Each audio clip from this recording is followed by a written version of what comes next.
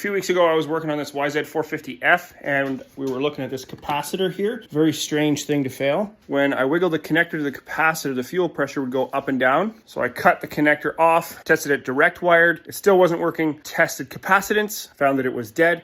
I just got the new one from Yamaha. It was back ordered. And I hardwired it in to eliminate the connector problem, and it is working well. This is such a weird and rare problem that the service manual on this bike doesn't even mention the capacitor. Basically, it says if the fuel pump is working properly and the bike doesn't want to run, replace the ECU. The job of this capacitor, or any capacitor, is to store energy. It's kind of like a battery. This bike doesn't have a battery, and it's kickstart only, so when you kick it, it was interesting to watch the fuel pressure rise as I kicked the bike. It would go up like 5 PSI at a time. To charge up this capacitor, I probably had to kick it about 20 times. Fuel pressure rose, and then all of a sudden it fired up. Fuel pressure was solid ever since.